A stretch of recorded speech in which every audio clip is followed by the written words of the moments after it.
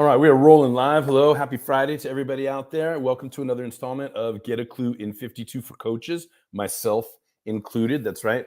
When I set out to write this, my third tips book, the third in the Get a Clue in 52 series of tips books, I thought, hey, I've been in the game long enough to create something valuable for aspiring and emerging coaches. And what I learned in the process is that I was helping myself a lot too. Recalling many of the memories of the struggles and the trials and the fits and the starts and the mistakes that I learned from, etc. All the feelings of discomfort and everything that I went through to get my coaching practice to where it is today was wonderful to reflect on in the course of writing the book. But then, of course, I got to the section that we're in right now, which I'm going to get to in a minute, and realized I'm still working on all these things. Like I'm helping myself right now.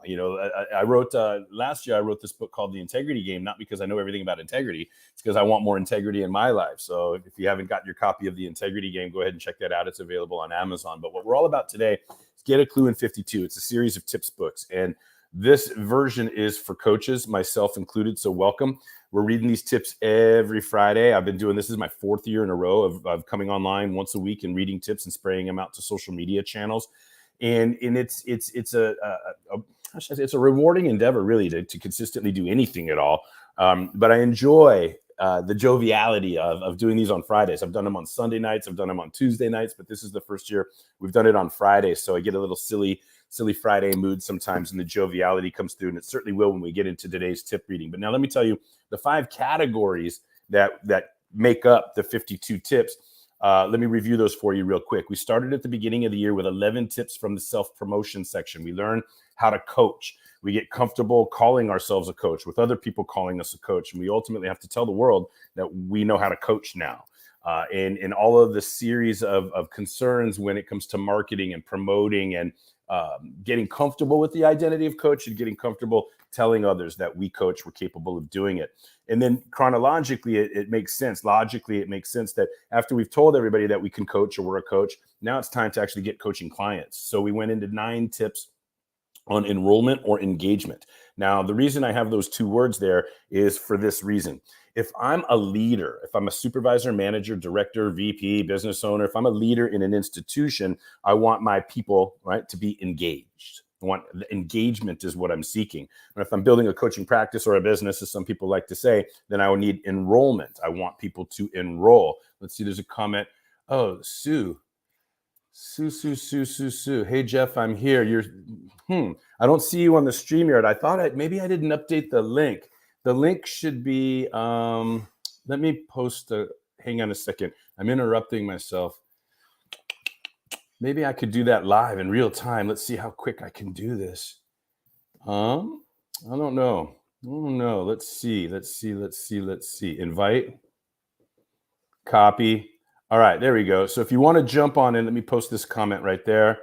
And I'll make, I didn't create a URL for it, but this is a quick fix. Let me create a banner. If anybody wants to come in on join the StreamYard side, join the conversation. There we go. And let's create a banner and let's put that up.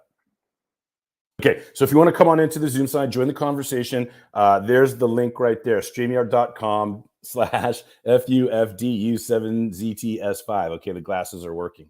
All right, let's leave that up for a little bit. Thank you, Sue. Let's get you in here.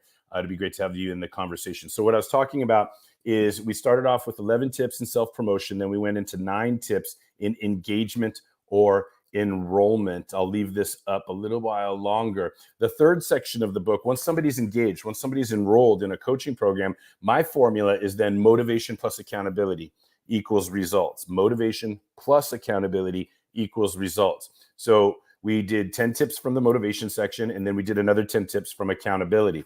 And that led us to the section that we're in now, which we started last week. So hopefully I've left that link up long enough, and I might even find a way to yeah. All right, let's do that. So anyway, we're in the section right now on practice building.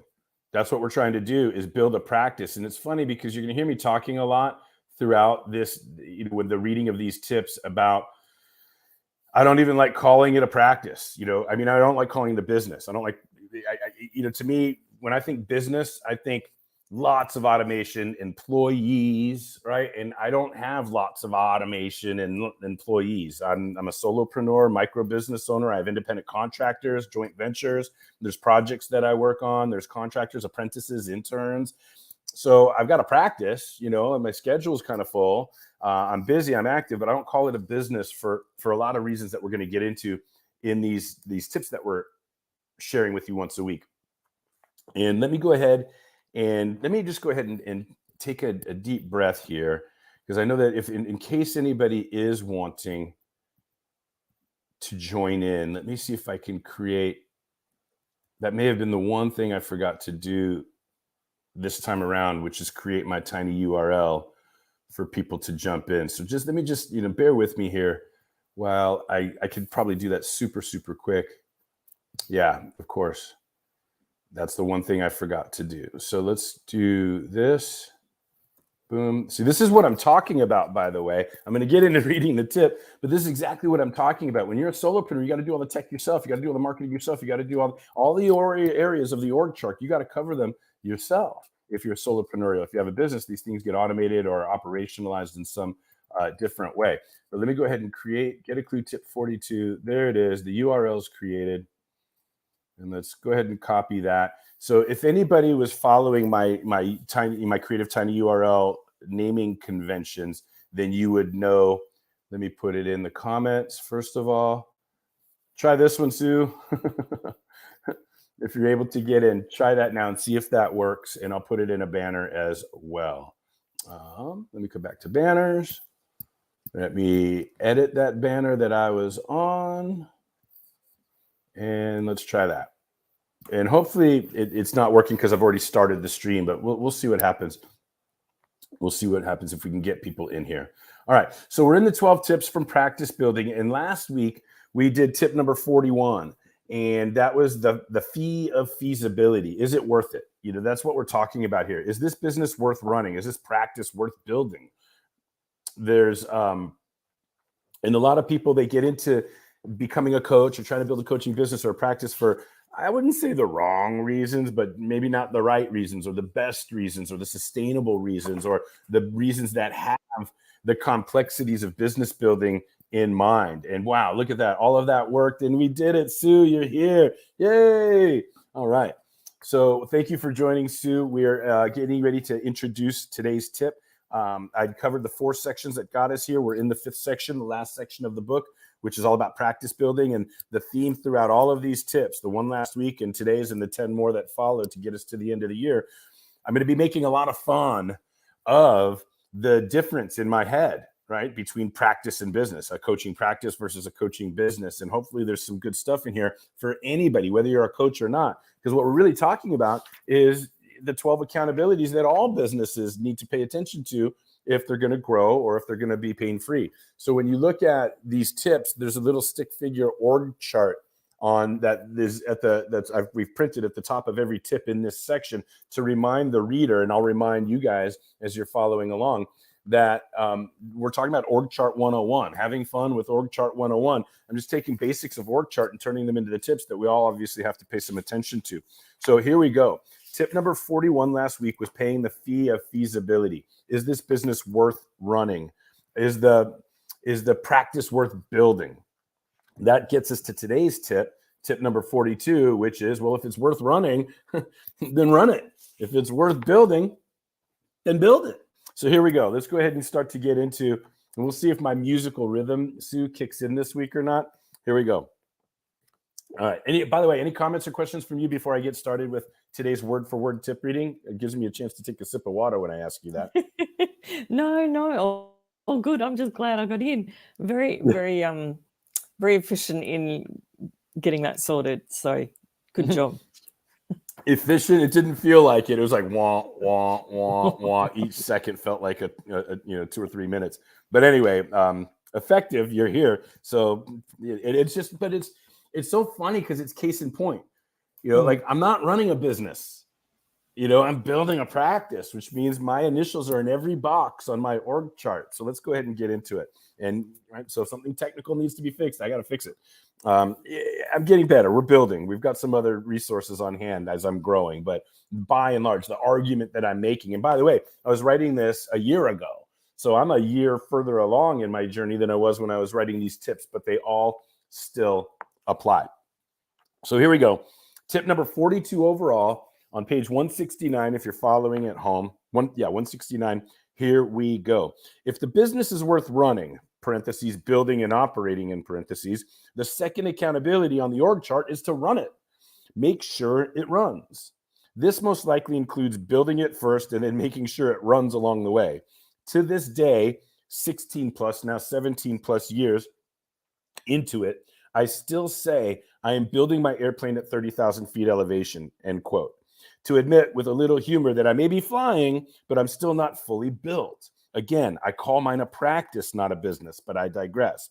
Back to this tip by title, box number 2 is best filled by a chief operating officer, since the accountability is to make sure the business operates. Coaches who are destined to struggle with this accountability, myself included, as I have struggled with everything I'm writing in this book at one time or another, will refer to themselves as the president, CEO, founder, or owner, all of which may be true, but all of which are focused on how others perceive the coach instead of how the business perceives its owner. If the business could talk, operate me, it would scream. All right, I'm going to read that again for a little bit more rhythm, without the parenthetical reference, which interrupts the flow a little bit. Here we go. Coaches who are destined to struggle with this accountability will refer to themselves as the president, CEO, founder, or owner, all of which may be true, but all of which are focused on how others perceive the coach instead of how the business perceives its owner. If the business could talk, operate me, it would scream. Thank you for indulging me there, Sue. I liked that. Hope you guys enjoy that as well. Let me continue. Notice that the COO, or whoever is in box number 2, is beneath or reports to the owners and the shareholders. As an example, here we go. My wife and I are the owners of A Klu Incorporated, and together we occupy box number 1. See where this is going? If I am the COO, that means I report to my wife and myself. It is myself and my wife who hold me accountable to running the business. Nothing confusing or conflicting about that, right? There's absolutely no way the history, patterns, triggers, masculine, feminine energy balance, needs of the household, money issues, or schedule of the children that define our marriage will possibly enter the business communications we must have to meet our accountabilities, right? I mean, like, is that worth reading again? Let's go. I mean, I'll come back to it if I have to. I mean, it's coming through. Yeah. Is it coming through? Are you starting to get a feel for the rhythm that I was writing this? Right. Very stream of consciousness. I wrote this. It's very fun to read it that way too. Here we go. Marriage, parentheses, in the myriad ways it threatens business accountabilities, and parentheses, marriage aside, there must only be one person in box number 2. Leaving that for a partnership or committee or leaving it empty is a recipe for failure. One person must be capable of and trusted with the accountability of making sure the business operates. Along with support from and accountability to the owner or shareholder, the COO's work should be mostly on the business and only sometimes in the business. In parentheses, in bold, I write here, see that the 4 basic departments from left to right, marketing, sales, operations, and finance, are all beneath or reporting to the COO. And I'm referring to this diagram again. If you guys don't have it, right, I'll just hold it up right here. I don't know if you see it.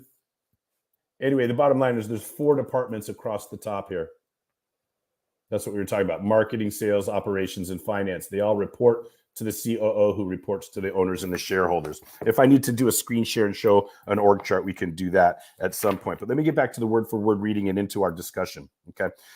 Ideally, the COO will get a report from each department on an appropriate basis, daily, weekly, biweekly, monthly, quarterly, that shows how the company is doing relative to the KPIs, key performance indicators. Then the COO will meet on the appropriate regular basis with the heads of each department. Yeah, you are probably all 4 of these people too, in parentheses, to discuss strategies, resources, and actions that must be taken to level up, maintain, or surpass expected performance in each of the areas of the business. If you are tracking, we are on the second of 12 accountabilities your business must meet, and you are already wearing 6 hats: owner, COO, director, manager, marketing, sales, operations, and finance, and you haven't even coached a single person yet. Here, I indulged myself with a little repetition countdown fun, like 99 bottles of beer on the wall. There are 12 accountabilities on the chart. You nail one down, pass it around. 11 accountabilities on the chart. 11 accountabilities on the chart, 11 accountabilities. You nail one down, pass it around. You guys get where I'm going with this. 10 more accountabilities on the chart. That's why I call it a coaching practice, not a business. As soon as you nail down one accountability, you get to move on to the next. If you are not convinced after wearing 6 hats to meet 2 accountabilities that building a business is challenging and complex, the next 10 tips reveal dozens more reasons why coaches struggle to build a coaching business, especially if you are building it all by yourself. It will be your initials in every box on the chart. 2 down. Is it worth it? Does it run? Okay, chime in, everybody. 10 accountabilities on the chart, 10 accountabilities. Next week, we'll take one down, pass it around, and there'll be 9 more accountabilities on the chart. Happy Friday, everyone. We are into it now. Last week, we introduced, is this thing worth it? Is it worth it to run this thing? Is it worth it to build this thing? And now we're talking about build it. Well, now you got 6 hats, and you haven't even coached anybody yet. You got 6 identities that you've got to concern yourself with, and you're not even coaching anyone yet. So we started way back at the beginning of the year at this idea of just becoming a coach, learning how to coach, getting comfortable with the idea of calling yourself a coach. Well, now you want to build a business. You don't even get to coach until you figure out all these other top level accountabilities that must be met in any business, including yours. That's why I don't call mine a business, because I'm kind of honest about how tough it is to meet all of these accountabilities. Let me go ahead and take my deep breath right now and say, Sue, welcome to Get a Clue in 52. As always, it's so great to have you here. Do you have any comments or questions about what we've covered so far, or anything to contribute or add? Because you, in my opinion, are the CEO saver. You actually save CEOs from some of these challenges that I've talked about and several others. The stuff that rolls downhill, uphill, sideways, I don't know. There's so many issues that a CEO would have to contend with, but the COO would report to a president or an owner or a CEO. Yeah. Right. Or VP of operations. But maybe it's not COO. Maybe it's VP of operations that reports to a C. Talk to me, Sue. What do you got here? Yeah, I think that depends on the size of the organization.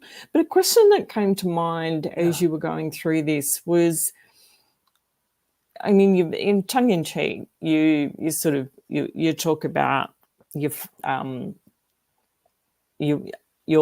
your wife being the owners of the business, and then you're the chief operating officer.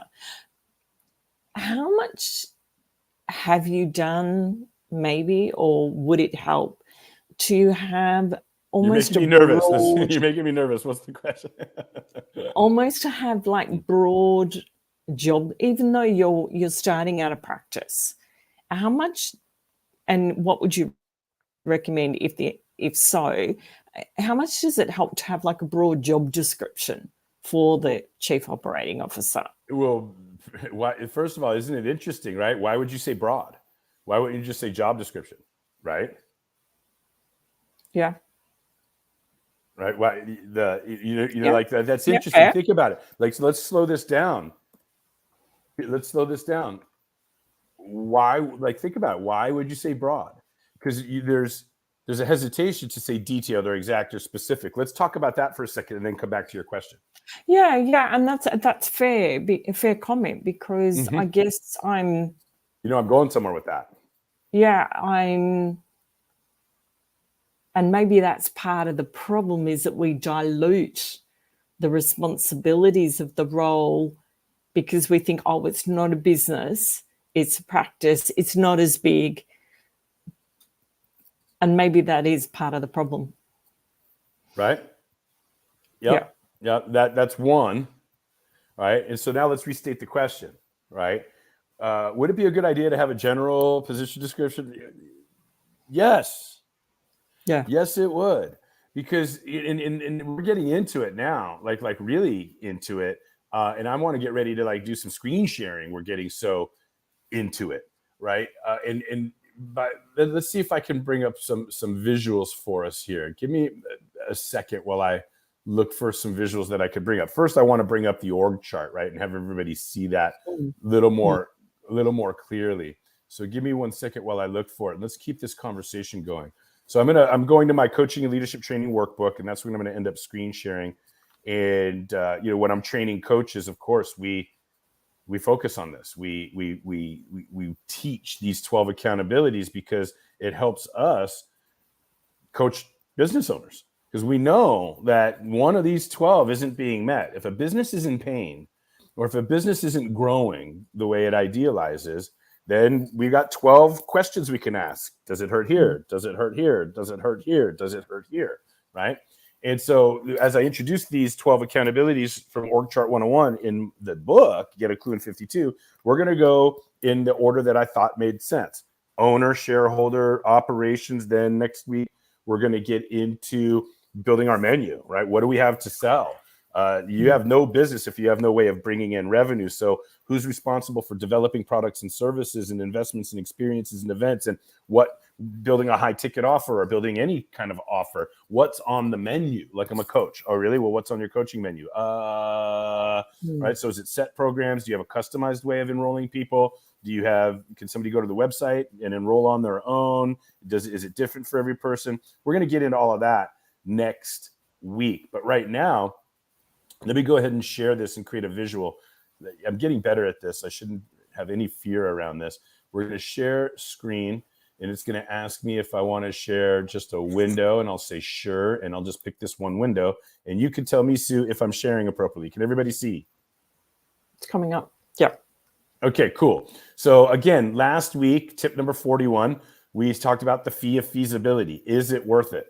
Right? The owner and the shareholder, they're in that box, right? And their number one accountability for the entirety of the business is for these two people, or these people, 2, 10, 15, however many owners there are. But whoever's got the decision-making share of ownership, right, has to decide, is this worth it? Is this business worth building? Is this practice worth building?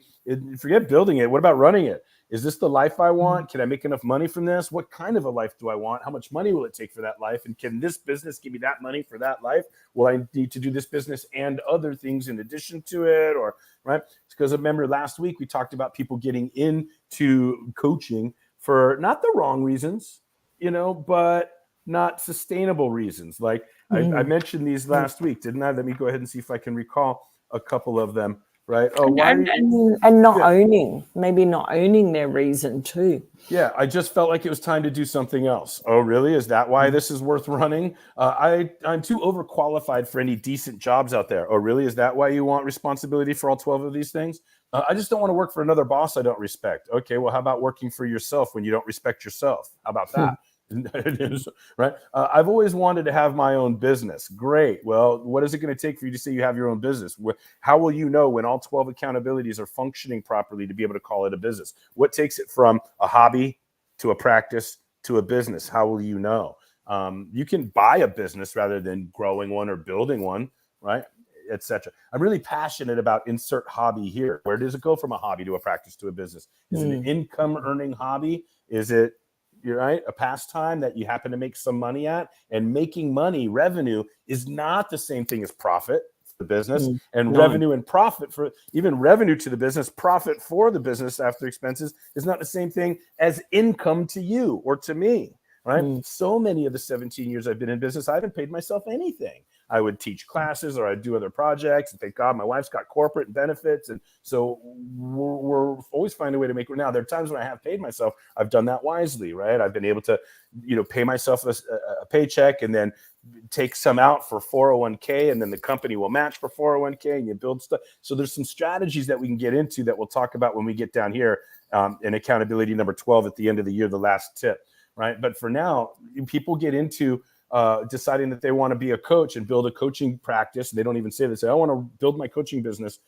And they're in for some of these reasons that aren't sustainable. And now you have to ask, is it worth it? Is this whole thing worth it? And then now where we're at today is overall, it's accountability number 2 on this chart. It's tip number 42 in Get a Clue in 52. Now you got the numbers and the rhyming all down. But basically, you could see what I was getting at. You've got these 4 departments that report into a chief operating officer. So this person's responsibility is to make sure this department does what it should be doing, this department does what it needs to be doing, this department does what it needs to be doing, and this department does what it needs, that things operate.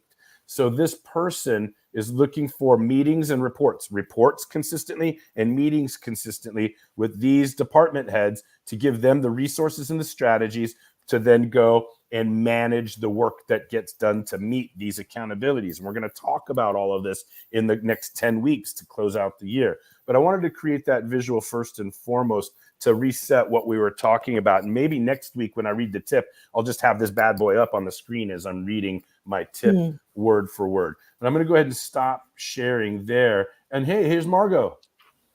Margot! I finally got on. It was user error. No. It was operator error. And it's so appropriate for what we're talking about today, because I happen to be the chief operating officer in my own business, which is funny because I report to myself and my wife, who are the shareholders and owners of the business. And guess what? Later on, I'm going to have meetings with my marketing, sales, operations, and finance department, which is myself. So, I remember Robin Williams having this, funny comedy bit about, Mr. Redundant, which was the guy on cocaine talking to himself. Redundant.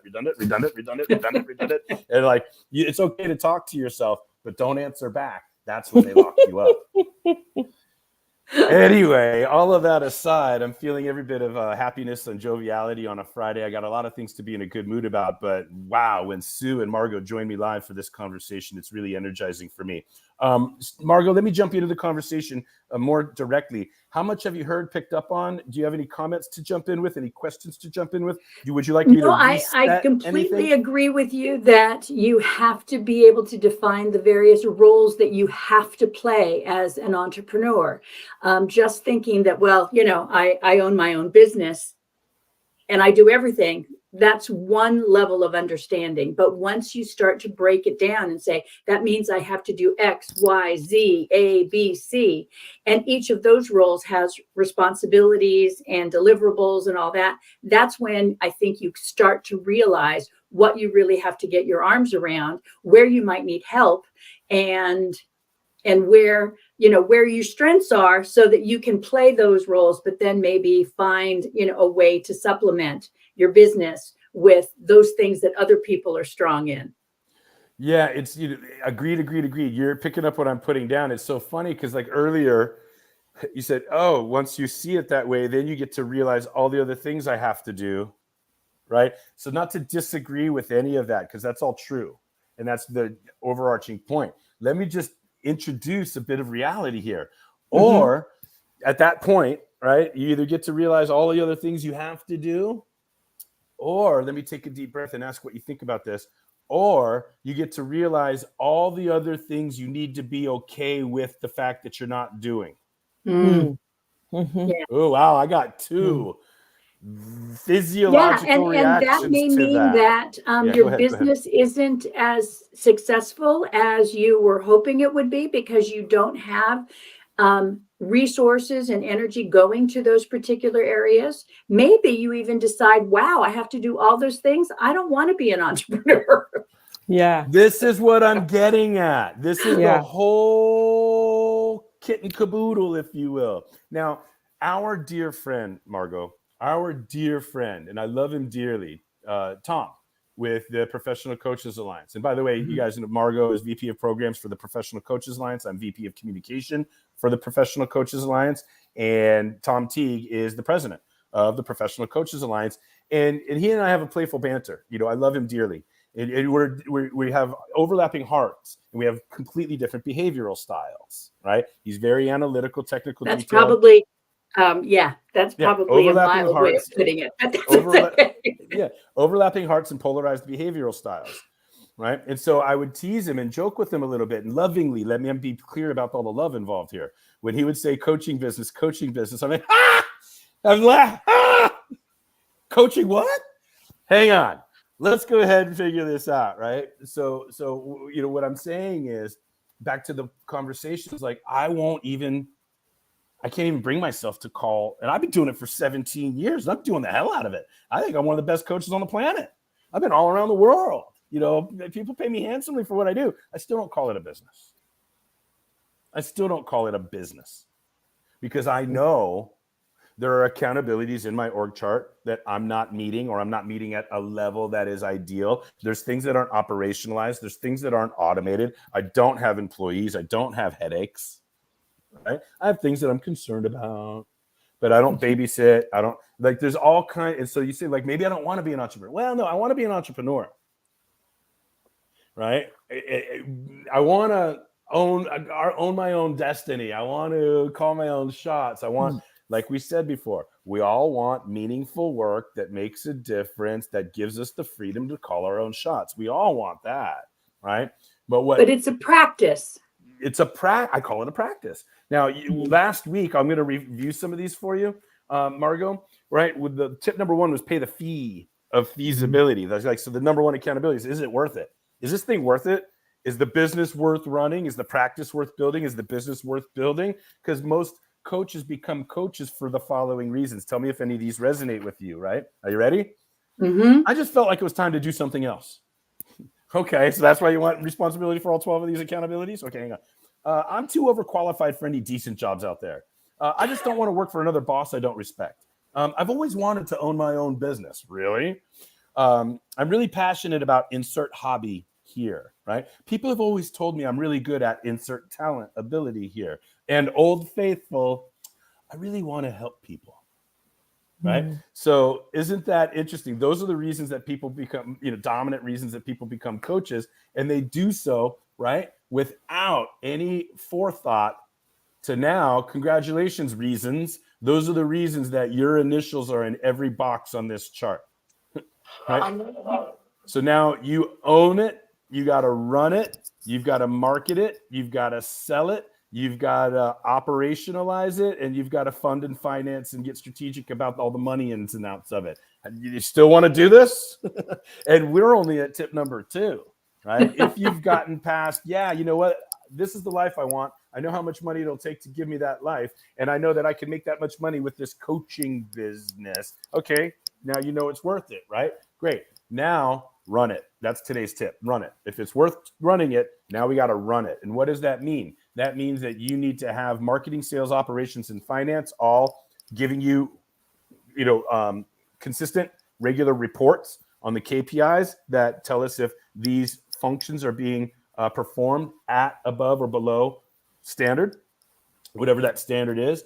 And then you got to make sure that all of this technician level work that we're going to cover in the next 10 weeks is being done. So we've got, like, to refer to the E-Myth by Michael Gerber. He talked to us about entrepreneur, manager, and then technician level work. There's technician level work, management level work, and entrepreneurial work. That was one of the greatest things that I read early on in my coaching career as I was becoming a coach, right? Is to understand the different levels or nature of the work that gets done. So it's going to be really fun. And now that you're here, Margot, I'm tempted to like reread one of the last pieces here, because when I remember, I was writing all of this a year ago, and I just want to bring it back up. And I don't know if you have your copy of your book. I don't have it because I'm not home. You look like I'm you're in at a my different mom's. location. Yeah. But it's basically, this is the first week that I'm getting into this rhythm. Sue, thank you for indulging me. Right. But here we go. On page 171, after I made all these points that I'm making, it goes a little something like that. Ready? I'll just pick it up from here and reread for you. Are you ready, Margot? Yeah. If you are tracking, we are on the second of 12 accountabilities your business must meet. And you are already wearing 6 hats: owner, COO, director, manager of marketing, sales, operations, and finance. And you haven't even coached a single person yet. Here, I indulge myself with a little repetition countdown fun. Like 99 bottles of beer on the wall. There are 12 accountabilities on the chart. You nail one down, pass it around. 11 more accountabilities on the chart. Sing it with me. 11 accountabilities on the chart. 11 accountabilities. You nail one down, pass it around. 10 more accountabilities on the chart. And we're going to sing it every week for the next 10 weeks, all the way to the rest of the year. 99 bottles of beer on the wall, 10 accountabilities. You nail one down, delegate it around, 10 more accountabilities on the chart. I just fell in love with that whole rhythm, and it got me through the finishing of the writing of the book. And I say that now because I got to find a similar energy. Sue and I are working on Get a Klu in 52 for speakers. We're on track so far. We got some work to do, but we're on track to get that published by the end of the year so that we can read tip number 1 first week of January. But here we are now. Yeah, in Get a Klu in 52 for coaches, myself included, because I can't even begin to tell you how therapeutic or instructional it was for me to try to teach emerging and aspiring coaches and rehash all the things that I've went through and all the things I still need to get through. This is for myself included. I didn't write the book because I know everything. I write the book because I want to know more. Right. So I'm making myself vulnerable, immersing, and all the while, if I've got something positive to give to others, then so be it. So here we are in conversation area. What else? Comments, questions, jokes, riddles, haikus. What do you got? Well, at some point, Jeff, I'd love to engage in a conversation with you around the different skill levels that are required to move from a technician to a manager to an owner. Yeah. I'm a proponent of, and it's an old book, Ram Sharam's book on the stages of leadership. So there are skills that you have to master to be a good technician, managing yourself, etc. And then you just don't rise to become a manager because you have people under you. There are different skills that you need to master in order to be an effective manager. And then again, at that managerial level, you don't just rise to be an executive because you now have other managers reporting to you. There are other skills and abilities you need to demonstrate. So that's the kind of work I work on with a lot of my clients, is recognizing there are different skill levels that need to be acquired before you can step into a bigger role. And you have to be able to demonstrate those. And I think to that, Margot, I think one of the issues that I've observed over the years is that people get promoted on their technical skills, but there reaches a point where exactly what you're saying, they actually don't have what Jeff might refer to as soft skills to be successful in that role. And they start to run into issues. They've got conflict problems. They've got staffing problems. And because they don't have those soft skills, they're saying that you guys are wrong. Yeah, they externalize it. Yeah. Tom Peters put it brilliantly decades ago, the Peter principle. You rise to the level of your incompetence. Yeah. Well, I have to take the bait here. And while I'm getting fluid in my screen sharing, I was able to pull up a proposal that I've written earlier in the year for, I don't think they mind me saying so, because we got the job and we've delivered the project, and it's wonderful. I'm already getting feedback from participants, etc. But let me go ahead and share this with you. You mean these soft skills? Now, what we're looking at here, this is partial list of soft skill training available. And by the way, let me go ahead and give a shameless but proud nod to my referral partner and professional colleagues, Kit Goldman, Memo Memez at Workplace Training Network. So we collaborate on a lot of this kind of work, and they're the ones that introduced me to the Institute for Canadian Citizenship. And we put together 3 units of soft skills for their newcomers, that the people that are on a path to citizenship, but also for mentors that are volunteering in the program to mentor the newcomers on a path to citizenship. Really Wonderful. Heartwarming project to create a sense of belonging and participatory dispositions and mindsets, and to help them overcome the mental health challenges of being depressed, coming from a different country into a new area. Like, such valuable work. But are these the soft skills you're talking about, Margot?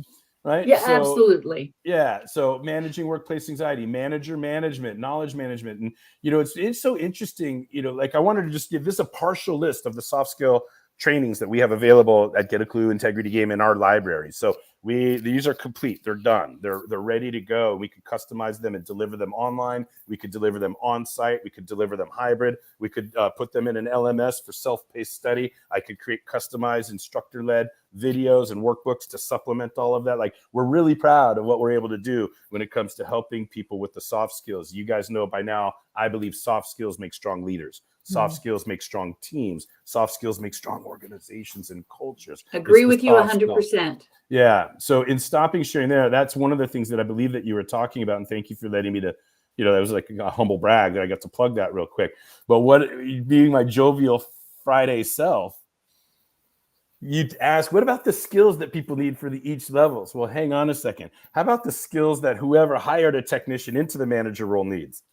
Like the skills to be able to give them the training and the support that they need to get the skills that, you know what I mean? So often in organizations, like, oh my God, top producer, you are pumping out more widgets than anybody. Let's make you the supervisor. And the same skill set that got him to pump out the most widgets is not the same skill set that's going to get.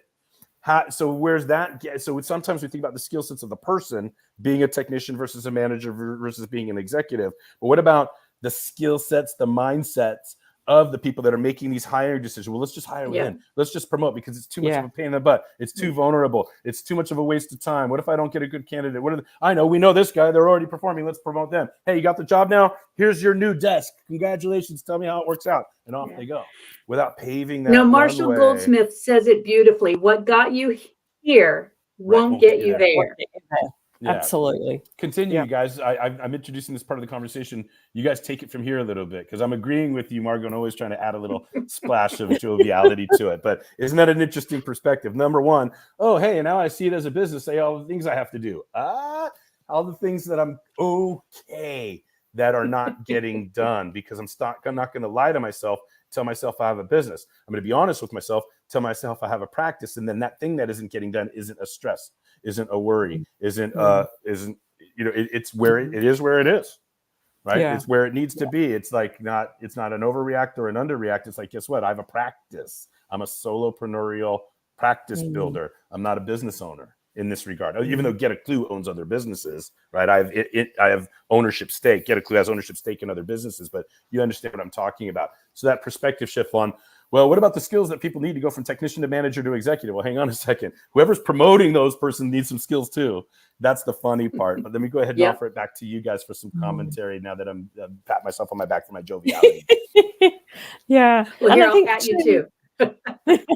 Oh, hey, just a real quick shout out to Arlene Limas. She is out there. She's saying, hey, great to see you. Yeah, we're having fun with Org Chart 101. Last week was accountability number 1. This week is accountability number 2. Arlene, thank you for commenting, chiming in. Go ahead, Sue.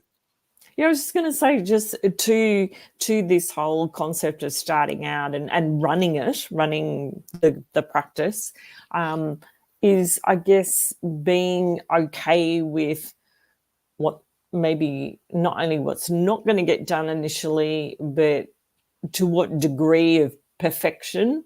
And if you're going to be perfectionist about it, well, you're in trouble. Yeah. Especially, you mean because perfection doesn't exist in the largest room in the world, there's room for improvement? Oh, okay. Oh, that? Yeah. Yeah. But priorities are going to play a big key in balancing. What do you do first? Where's your focus? What's going to start to get that ball rolling? It's going to take a lot to get it happening. Right. Yeah. And having the discipline to not beat yourself up because that didn't get done or whatever, and sort of adopting a mindset that says, well, I didn't prioritize that high enough, and that's why it didn't get done. So now let me step back and perhaps reprioritize what I really want, what I really need to get done, what should be my up at the top, my first step. That I think is comes with maturity, perhaps, because I certainly have been one to beat myself up that, oh, I said I wanted to do this and it didn't get done. I'm a terrible person. But now with some grace, I say, obviously I chose to prioritize something else over that. Let me step back and reprioritize, shake it up again, see what really matters. Now, you guys are setting me up to make a nice little comment that strings the pearls so far. Earlier in the session, I referred to a book by Michael Gerber called The E-Myth Revisited, which helped me understand the difference between technician management and entrepreneurial work, the differences in that labor. And then Margot brought up the book, What Got You Here Won't Get You There. by Marshall Goldsmith. And now, based on what you guys were just talking about, I want to add a third book that we'll reference in this session, and we'll make it available to the viewers, is Getting Things Done by David Allen. Because that is workplace performance, workplace productivity, efficiency, like Six Sigma black belt on managing your inbox and prioritizing your tasks and so forth. But without all of the details of the GTD, Getting Things Done system, let me just say this. I'll never, ever, ever forget. It was almost like as soon as I heard it, because I listened to this one on audio. Normally I'm a handheld book guy because I like to, right? But for some reason, I couldn't do the handheld on David Allen. I listened to the audio, but as soon as I heard what I'm about to say, it was as if it was an audio version of a tattoo. I can never unhear this. It's in. I could hear the voice. I could hear the vibrations, and it goes a little something like this. There's never enough time in the day to do everything. There's always enough time in the day to do the most important things. Yes. And if we don't get honest with ourselves right away about business practice, solopreneur, guru, who am I, what's really going on, if we're not honest, if we get done posturing out there to the world and worrying about what we're calling ourselves to the rest of the world, well, I'm the president, I'm the CEO, I'm the founder, I'm the owner, whatever. You know, I'm splintered into 12 pieces, and there's a little bit of me in every box on this chart, right? So the idea is, like you said, prioritization. If I'm great book. I'm glad that you brought it up. Yeah, if I make myself responsible for everything, I'm going to be in trouble. But if I get really clear and okay with the things I'm not doing, it's not okay to be okay with the things that you're not doing just because you don't want to do them. It's not okay to be okay with the things that you're not doing just because they're hard or they're difficult. You don't know how. If you've made this commitment to practice or business building, okay, then it's not okay, right? And that's why I get really clear. I want to always be okay with what I'm not doing. I want to go to bed guilt-free. I want to get off work for the day guilt-free. Every day that I stop working for the day, there's a ton of stuff I could do. There's a ton of stuff. The org chart says, hey, what about this? The org chart's screaming at me. And I just say, hey, don't scream. Don't yell. Let me give you a hug. You're not the most important thing. I am okay if anybody in the world knows that this part of my business isn't smooth. This part of my practice isn't automated. This part of my practice isn't restaurant quality. This part of my practice has stains on it. This part of the practice has been ignored a little bit. I'm okay with the world knowing that, because what I need to focus on is what I'm doing really well, which is getting on Zoom once a week and being jovial on a Friday, or, there's things I do really well, and I got to be okay with all of it, right? So it's not okay to be okay with what you're not doing for certain reasons, but it's always okay to be okay with what you're not doing if the reason you're okay with it is because you are doing the most important things. What are they? Now, it's going to be different for everybody, right? It's going to be different for everybody, and that's why it's hard for us to figure this stuff out on our own. That's why even coaches get coaches, right? What else do you guys have to say? I can't believe we're having so much fun. 9:47, last call. Last call for comments, questions, jokes, riddles, haikus, limericks. Anything, expressions of gratitude, of course. But I wanted to get those book recommendations in. And what else do I want to say? If anybody does want, what's another freebie I can, let's see. What's a good freebie I can offer? How about a free copy of 8 Steps to Fearless Public Speaking, right? Since Sue and I are working on Get a Klu in 52 for speakers, if you're interested in getting a preview for 8 of what will be 52 tips, then let's go ahead and give you a free copy in advance to be fearless. We're going to reposition that content into a new edition of Get a Klu in 52. But for those of you that are taking that time to watch this live or whatever, you can get the inside scoop, and you can get these 8 tips sooner than anybody else. 8 steps, ready, to fearless, conversational, be yourself public speaking, right? And I don't know if I'm ever being anybody other than myself on Fridays. So let's go ahead and throw that out there. That's a freebie for you guys. It's the one that was easy to find. And then, of course, that's that. Let's just leave it at that. And let me do last call, comments, questions, jokes, riddles, haikus, expressions of gratitude. What was valuable for you about today's session? Anything like that? No, I just want to say, Jeff, as always. And good to see you, Margot. Nice to see you too, Stu. Again, apologies for my technical difficulties in It was getting my on. fault. I didn't set the link properly. I had to actually, there's a case in point. While I was marketing, that's what this is. It's marketing, right? Putting myself out there, letting people know that there's stuff I do in the world. I was also having to do operations, and oh my God, I didn't create the tiny URL and the link so Sue, thank God I had my eyes open for comments, and Sue's like, I'm here, but I can't get in. And like in real time, while I was marketing, I was also doing operations live and streaming it into 4 or 5 social media channels, wearing it on my sleeve. Like, you want to call it no offense to Tom, because it's lovable teasing. Tom, you want to call it a business? Well, here I am in plain as day with all of the light in the world shining on me, right? I am literally doing marketing and operations in real time, live streaming, right? It's as embarrassing. It is as truthful. A little more truthful than embarrassing in my case. It takes a lot more to embarrass me. What else, you guys? Anything else you guys got for today? No, good fun. Really good fun. Good conversation. Yeah, we want the rest of these, because guess what? The work of all of this is hard enough, right? One of my mentors taught me weeds grow on their own. They need no help from us. So if we want the good stuff, we need to put the effort into the good stuff. And that's what I'm trying to do every Friday. I can't tell you how much it helps me to see you guys online. I get this incredible joviality and spirited, it's just wonderful what comes to me when I get to interact with you guys in real time. So thank you so much for being here. And thanks to those of you out there that are taking the time to chime in for a minute or two. If there's anything valuable here, we want to hear from you. Let us know. Don't be afraid to say, hey, Jeff, can I be a guest? Can I help you deliver some of these concepts that you're talking about the rest of the way? If you know anything about business at all, you know what we're going to get into the rest of the way. We're going to get into marketing, sales, operations, or finance. So I'm still looking for guest subject matter experts. If you want to come on and be featured or just join the conversation and be part of it like Sue and Margot do, this is a party. Everybody's invited, but whichever way you touch these live streams every week, thank you for taking any time out of your day at all, even if it's 2 seconds just to go, oh, thank you. And to you, Sue and Margot, thank you big time for coming on board. I'll make sure that the links work next week, and we'll have some more fun, and we'll get into that rhythm in our head, right? 99 bottles of beer on the wall. So we got 2 accountabilities down, 10 more to go. And anyway, keep the singing, keep the joviality alive. Be kind to yourselves. Be kind to each other. We all know what's going on in this world.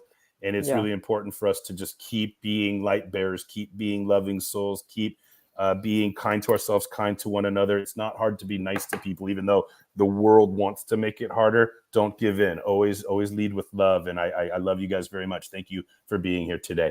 Anything else before back at you, Jeff. Yeah. Anything else before we just miss? No. All right, great. Thank you, guys. We'll see you next week on another installment of Get a Clue in 52 for Coaches, myself included. Thank you, guys. Thanks.